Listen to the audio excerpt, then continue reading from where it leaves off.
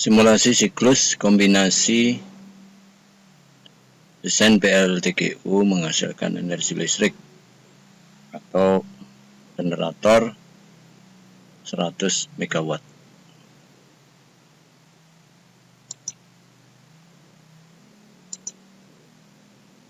Sebuah pembangkit listrik siklus kombinasi terdiri dari siklus turbin gas Brayton cycle sebagai siklus atas ataupun topping cycle dan siklus turbin uap atau Rankine cycle sebagai siklus bawah atau bottoming cycle yang dihubungkan melalui sebuah penukar kalor Heat Recovery Steam Generator atau HRSG.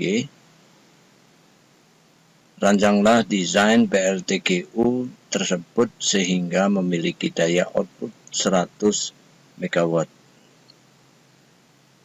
Buatlah simulasi dengan SDWSIM dan analisa kebutuhan laju aliran massa udara pada sisi turbin gas, M. udara, dan laju aliran air, M. air, pada sisi turbin uap. Jika target output daya listrik yang dihasilkan adalah 100 MW. Di sini sebagai contoh, W gas turbin sama dengan 80 MW dan W steam turbin sama dengan 20 MW. Dan di sini boleh mengkombinasikan dengan variasi lain. Maksudnya bisa dengan W gas turbinnya 70 MW dan steam turbinnya sama dengan 30 MW sehingga totalnya sama dengan 100. Tentukan juga berapa efisiensi thermal sistem PLTGU tersebut.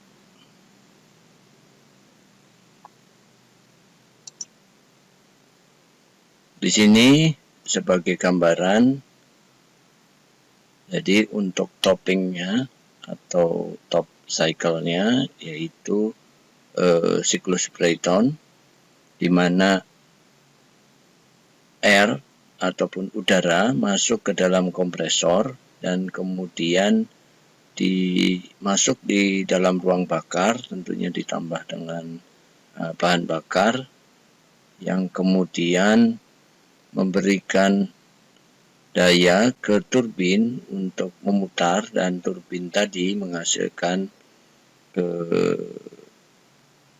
kerja atau W gas turbin ke generator.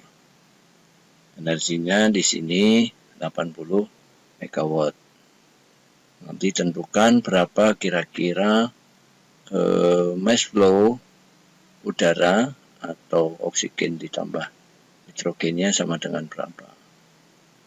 Kemudian dari gas panas yang keluar dari gas turbin itu akan dimasukkan ke dalam HRSG yang kemudian keluar ke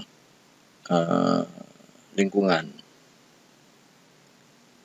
Dan penukar kalor ini atau heat exchanger-nya itu dimanfaatkan oleh siklus gas turbin, di mana air hasil dari kondenser itu dipompakan ke dalam HRSG tadi, sehingga dia akan menjadi superheated steam atau uap superheated yang akan memutar turbin, dan kemudian dari turbin tadi dia akan menghasilkan juga untuk memutar generator. Energi yang keluar dari gas turbin uap sebesar 20 MW. Nah, nanti tentukan berapa besar massa air atau M. water di sini sama dengan berapa. Dan tadi wujudnya adalah siklus tertutup, jadi exhaust sistemnya, dia akan masuk ke dalam kondenser. Dari kondenser dia akan dikondensasikan menjadi air dan dipompakan menjadi siklus yang tertutup.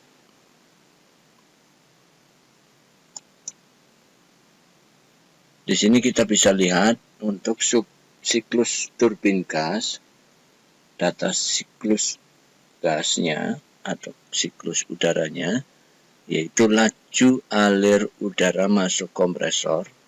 Awalnya belum diketahui karena langsung. Namun kondisi masuk adalah P1 sama dengan 1 atmosfer dan T1 sama dengan 25 derajat Celcius. Jadi suhunya 25 derajat Celcius. Kompresor menaikkan tekanan udara hingga 12 kali, atau rasio tekanannya sama dengan 12.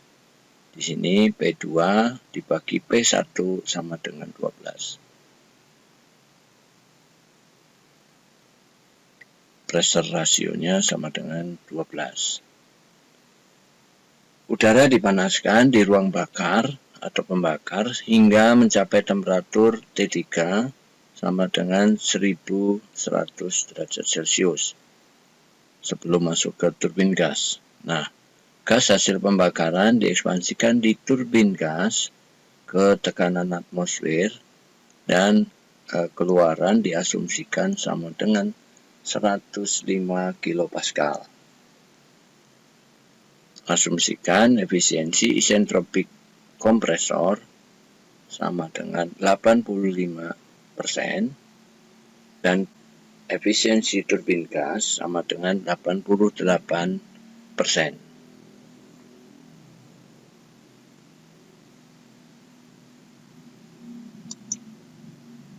Masuk ke dalam turbin gas, siklus data siklus uapnya untuk air ataupun water. Air keluar dari kondensor sebagai cairan jenuh saturated liquid pada tekanan 10 kilopascal dan T atau temperatur sama dengan 40 derajat Celcius. Pompa air menaikkan tekanan air menjadi 6 megapascal atau 6000 kilopascal.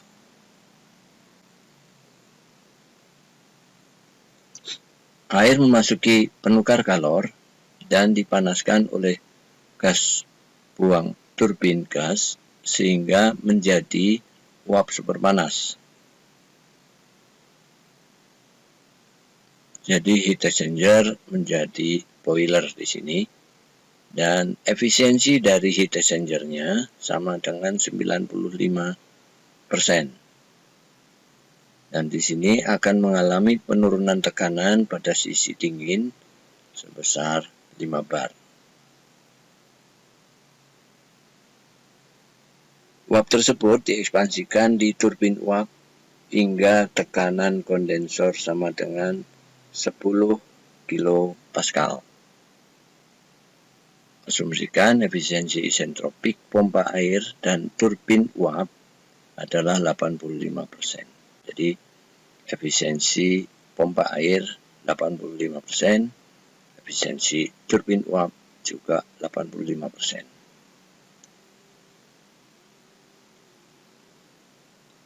Kita lihat dari skematiknya, maka kita akan memiliki skematik seperti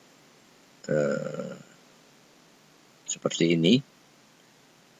Di sini air masuk ke turbin, masuk ke kompresor dalam tekanan 1 atmosfer 25 derajat Celcius.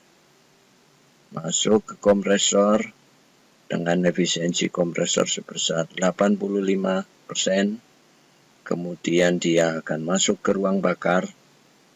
Di dalam ruang bakar ini dia akan menyerap energi atau Qn, dan kemudian dia akan memanaskan udara menjadi 110 derajat Celcius dan masuk ke turbin di sisi turbin ini dengan efisiensi turbin sebesar 88%, kemudian keluar sebagai gas panas dan dimasukkan ke dalam HRSG. Dari HRSG ini tentunya karena dia didinginkan, maka dia akan temperaturnya akan turun. Kemudian di sisi bagian uap atau gas turbin uap, maka air dengan temperatur 40 derajat Celcius dipompakan ke dalam HRSG dan dia mengalami kenaikan tekanan sebesar 6 megapascal dan masuk ke dalam turbin, diekspansikan di turbin, efisiensinya 85%, dia akan turun tekanannya menjadi 10 kilopascal, masuk ke dalam kondenser dan kemudian dia akan mengkondensasi menjadi air dengan temperatur 40 derajat. Tadi hasil dari turbin gas sebesar 80 megawatt dan hasil dari hasil kerja dari steam turbin ataupun turbin uap sebesar 20 megapascal.